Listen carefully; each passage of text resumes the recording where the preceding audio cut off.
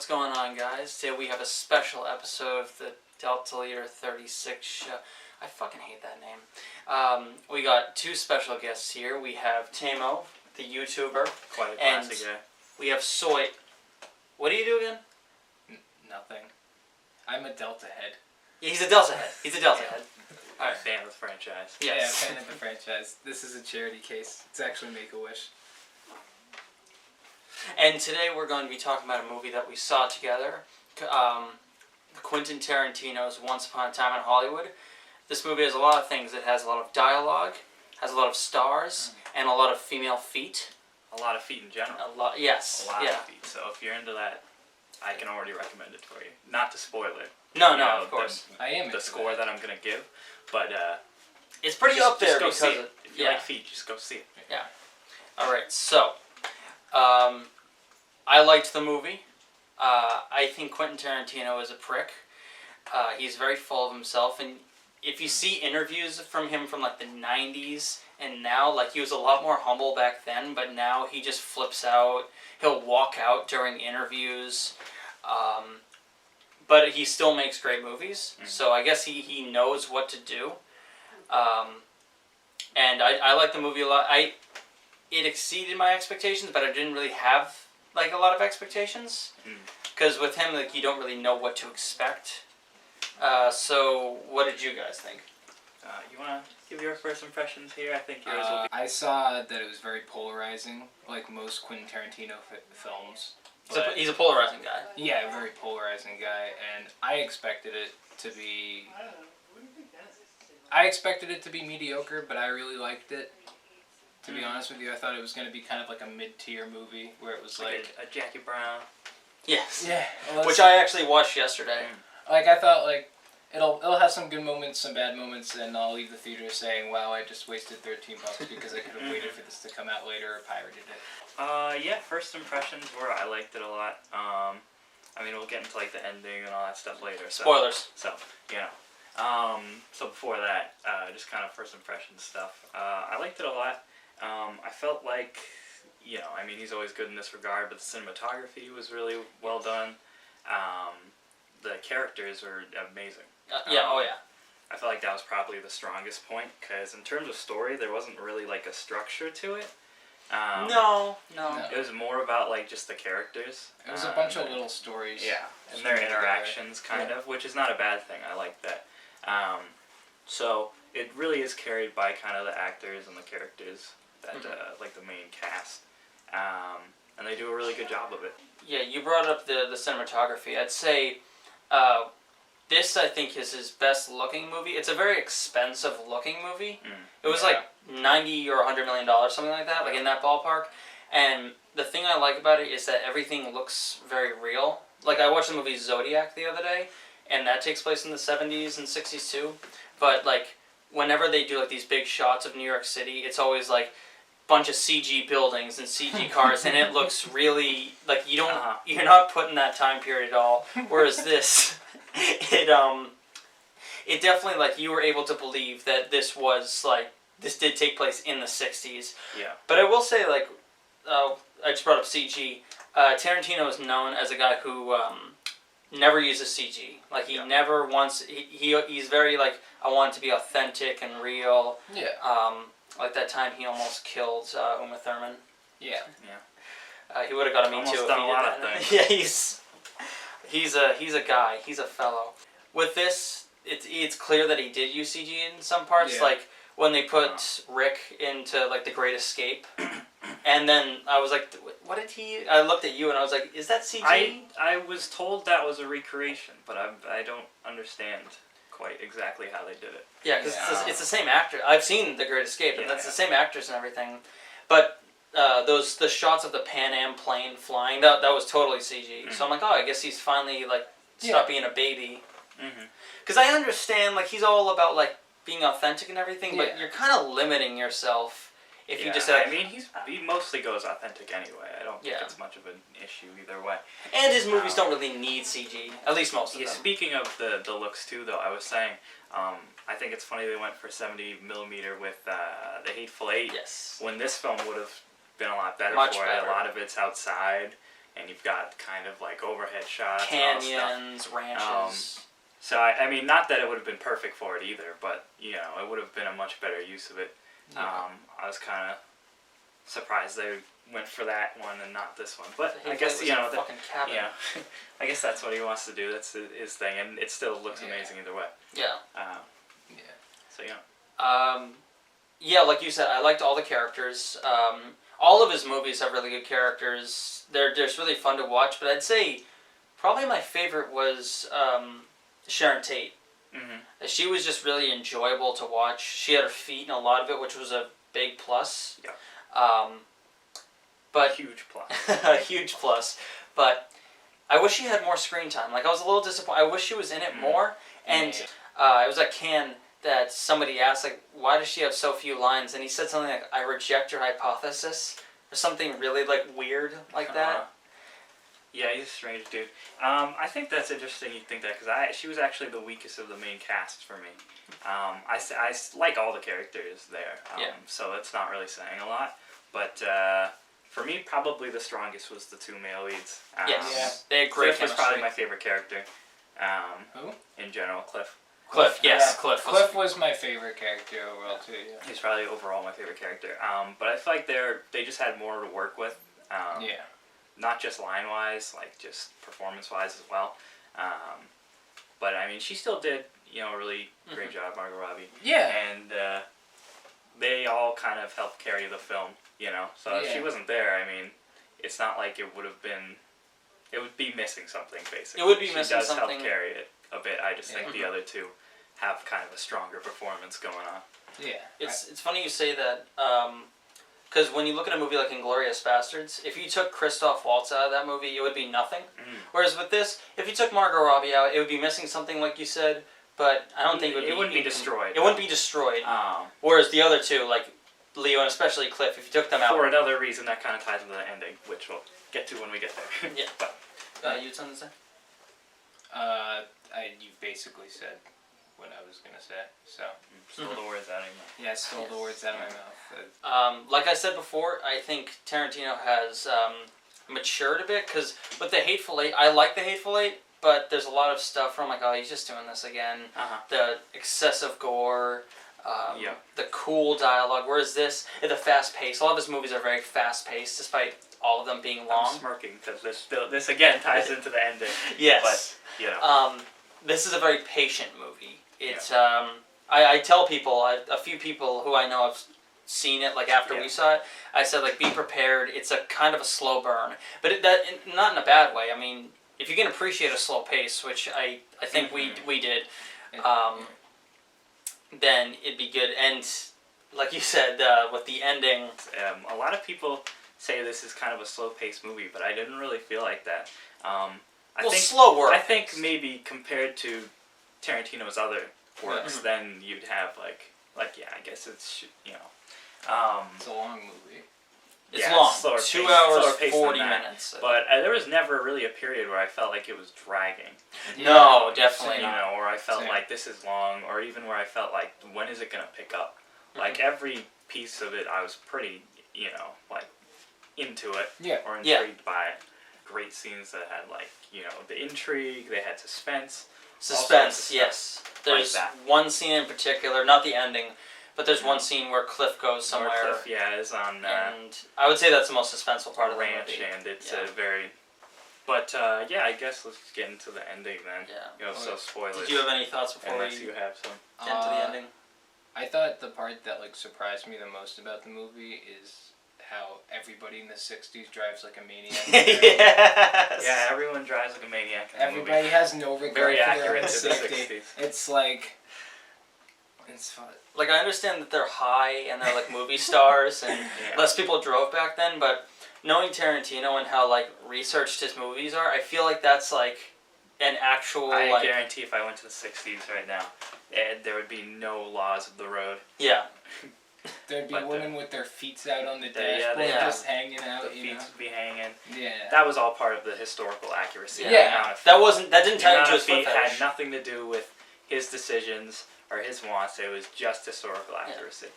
That's all it was. Yeah, You might as well just get into spoiler territory here. There was one thing I want to bring up quickly is a real pet peeve of mine is when there's like period movies like this, historical movies, is when they recreate footage or they try to emulate footage from an older time period, and it's clear they just shot it digitally and then slapped a grain on it. Like The Conjuring, I told you about this. They shoot on an 8mm camera, but when they play the footage back, it's like 4K, like you'd see at a Best Buy or something.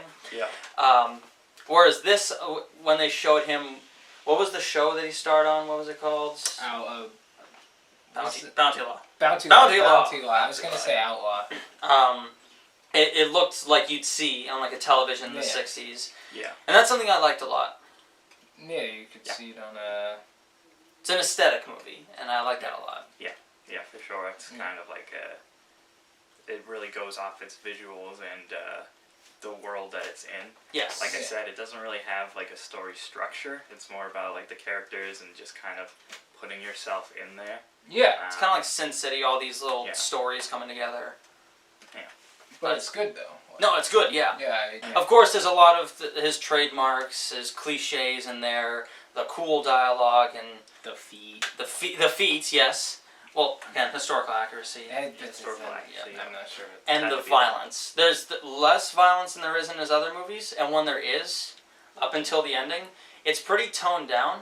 So, let's just finally get into the endings here. Yeah, spoilers. The ending is the most like dramatic shift in tone I've probably seen in anything in a while. I mean, it's really up there. If you've seen Tarantino's like older films, you kind of know what to expect in terms of what I mean. Because the rest of the movie up to that point is very, like I said, it's very kind of character focused and kind of, I wouldn't say slow personally, but it is slower paced than what you might be used to with his films. And it's kind of like intimate, I guess, with how it carries itself. Yes, that's a good way to put it. And then the ending just is balls off the walls. And it's just like it's his regular stuff. It's what you expect from him. But it's such a strange shift, especially because the build-up to it is kind of suspenseful. And there's a little bit of comedy in there, but it's like mostly suspenseful build-up. I was tense. I was pretty tense. Yeah, and then it just goes into this very lighthearted, crazy violence. Yes.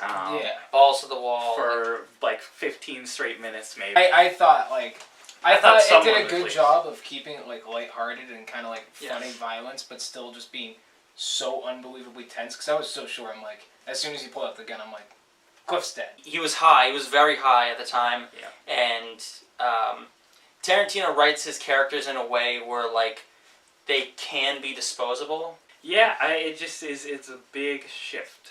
Now we say that, but it's not a bad ending. In fact, I personally love it. I know some people did not like it. We saw it with somebody who did not like the ending. Yes, some people just do not like that ending.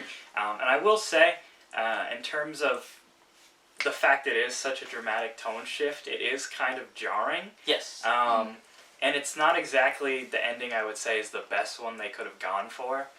No. I think if they did that ending but didn't make it as ridiculous. But it's still enjoyable as an ending. It still works. It's still satisfying.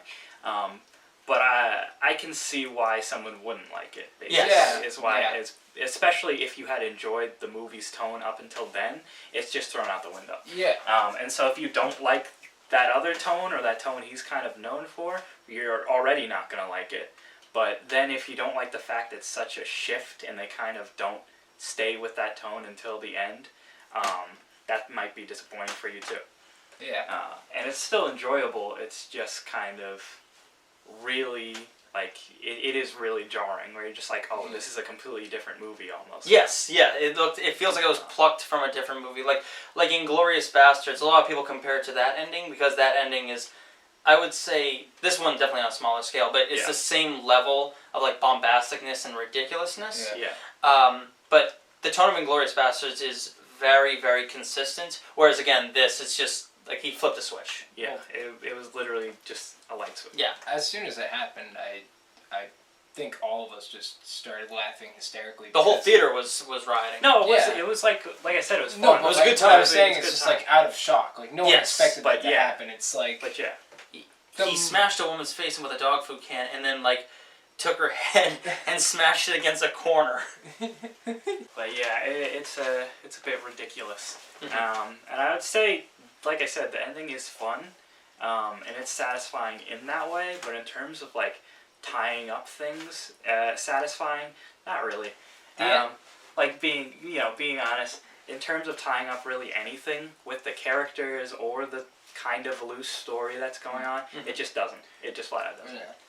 Yeah. You said something when we left the theater, which I don't think we really agreed with, but I thought about it a lot more, was you and our friend said that it would have been more appropriate if Sharon Tate would be the one who killed them. Yeah. Whereas the reason why that we didn't agree is because realistically I couldn't see her really defending herself. Even for how bombastic the ending gets, it doesn't get like super unbelievable. No. Except him having the flamethrower. That's a little bit much. But that's probably the peak of like, okay, that's the ridiculous peak. Yeah. And it's still kind of believable in terms of how they deal with the intruders and things like that, because you got Cliff, he's got a vicious dog on his side. He's trained guard. He's a trained veteran. You see him. You see the dog walking back and forth. They already showed early in the movie he can fight pretty well. Yeah. All the other stuff. But I feel like the better ending, at least to tie into kind of the themes and the loose story that it's based around, would be if Tate just died, or was the one who died, and then the invaders go to Rick's house. And then they, because then I feel like it would be more satisfying in that case, because you've seen them do something awful to one of your main characters. It then ties back into the story that it's kind of loosely based on, which is the Manson murders. But I would think that would be more of a kind of a satisfying ending to then see them get theirs. It's like you saw them do something awful there. It'd be you're already taking liberties anyway. It's not like it's really that historically accurate. And it just would have made, I think, for a more kind of satisfying character conclusion on both ends. But, that said, it wouldn't have really fixed all the problems with the ending. No. Because it still wouldn't have really tied up a lot of different threads that were in the movie. But I feel like it would have been better, and it would have kind of... The shift from the tone it was in, that intimate tone, to just insane violence, I feel like that would have been a better stepping stone to go from then, because then it's like, well, of course there's this insane violence. It's kind of like a revenge move at that point, right? Yeah. Instead of going from like 0 to 10, you could just gradually work it up to that. It would still be a bit of a jump, but it would be kind of like from 0 to like a 30 and then 100. Yeah. I do understand that, but Tarantino did say like the reason why he had Sharon Tate survive is because it was so tragic the way that she did die. She was like the biggest up and coming star in the world, and then out of nowhere she's just killed by some maniacs. And this is his way. It's like, hey, what if she didn't die? No, of course, and I respect that as well, and I think that's a fine decision. I just think if that's the decision you're going to go with, the ending could have found some different way to kind of tie up things a little bit better, or kind of have it be less of a jarring shift. Just anything, really. And, one of those ways would be if he decided to kill her off. But if he didn't, and that's not what he wanted to do, then that's fine. I just feel like you have to have some different substitute then, at that point, to kind of tie it up. Which it doesn't really have. It's still a fun ending. It just doesn't have the satisfaction in terms of tying things up. To me, the ending was the worst part of the movie. You think so? Yep. I would maybe agree, yeah. I didn't dislike the ending. I did. This isn't... If you were to rank all the parts of the movie, would that be, like, at the bottom? Probably. Okay. It'd probably be near the bottom, at least. I'm not a big Tarantino guy, Yeah. in general, but I really loved that movie up until the end. Like, I was like, this is amazing. No. During, like, every scene, I was, like, excited to see where it would go. Like, I would say my favorite scene was when he visits, like, the ranch. Yes. Yeah, that was one of my favorites. That was really great. I'm pretty sure that was my favorite as well. well. Yeah, but, no, I didn't hate the ending, though. Like, I really enjoyed this movie, but the ending was the worst part. Yeah, I would say it is kind of low on the list for me. I don't know if I'd say it's the worst part, but it's definitely probably near there. And like I said, I mean, it's not really saying much, because the movie throughout is pretty phenomenal. Yes. I'd say. So it's not saying a lot to say like this is the worst part of the movie, because the worst part of the movie is still pretty good. Yeah. It just stumbled a little It just bit. is really kind of a stumble, yeah. I wouldn't say that it was poorly done, because I feel like with him, he's just so confident in terms of like what he wants. He's very just like, I want this to happen this way. No, it wasn't poorly done. No, it wasn't poorly done. It didn't really lend itself to the movie up until that point. Yeah. Overall, I liked it. The actors are great. It actually had Luke Perry. No, Luke Perry from 90210. And it was actually the last movie he did, because earlier this year he died of a stroke. Oh. And yeah, it's a very well-crafted movie, and when you see Tarantino like behind the scenes and stuff, it almost seems effortless to him.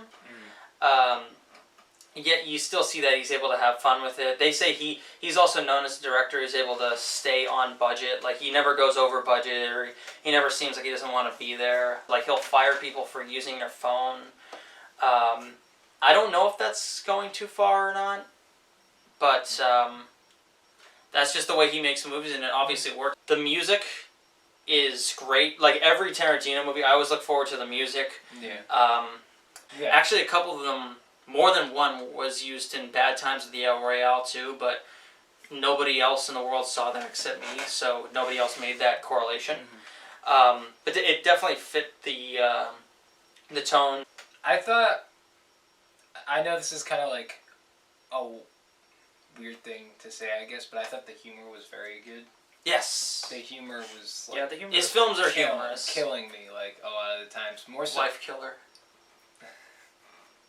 That whole thing was kind of random and not really brought up that much, but I thought it was funny. Yeah, Yeah, it never brought up again. Yeah.